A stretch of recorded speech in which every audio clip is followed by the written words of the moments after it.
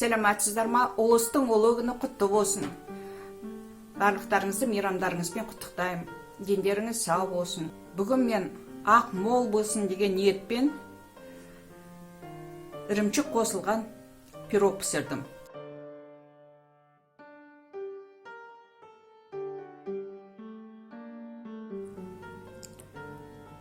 Творожный пирог жасау үшін бізге 400 грамм ұн, 200 грамм май, сары май болады, маргарин болады. Мен маргарин алдым.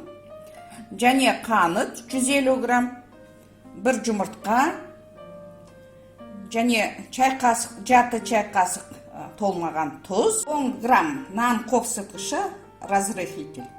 Және чай қасықтың ұшыменен ванилин алдым. Менде ванильный сахар болатын болса, онда бір пакетін, кішкентай бір пакетін толығымен қосып жіберулеріңізге болады.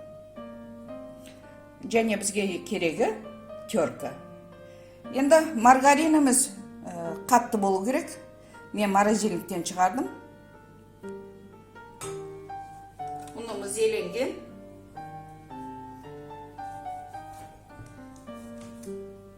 Енді жаңағы майымызды теркіден өткізіп аламыз.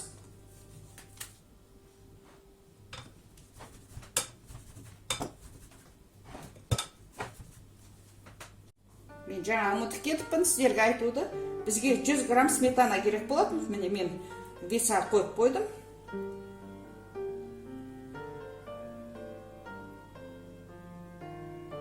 Не 103 грамм болды.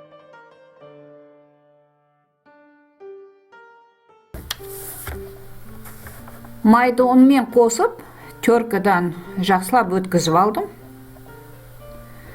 Енді тұз, нан қопсытқыш, ванилинді қостым.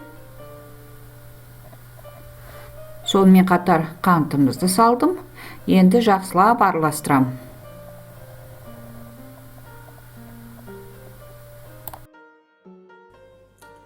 Сметанамызды қосамын.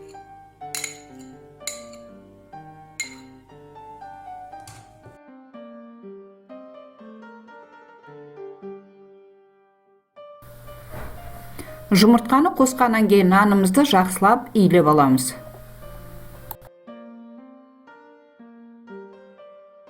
Нанымызды иілеп алдым.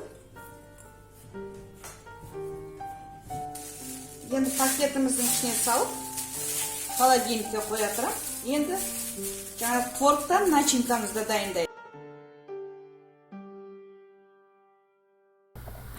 Менің ыдысымда 400 грамм творог, қантымыз 130 грамм, енді 150 грамм алсаңыздар да болады. Және бір жұмыртқа алдым.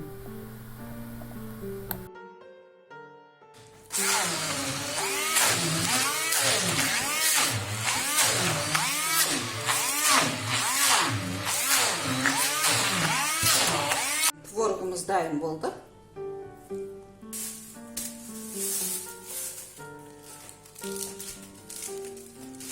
Мен кесіп алып қалам.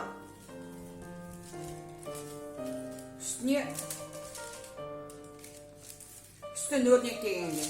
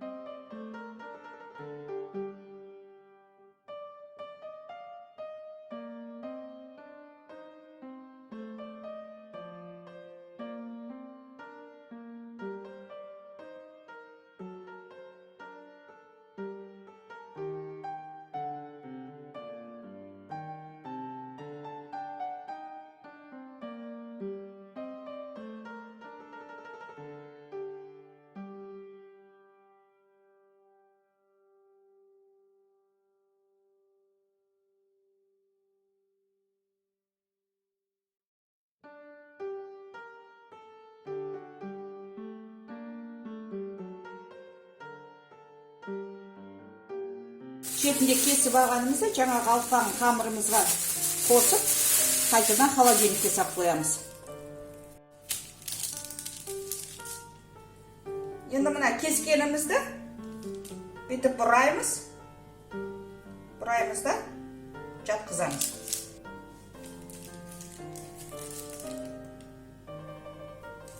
Бұл шетіне бортик жасап жатырмыз. Ортасына творогымыз саламыз ғой.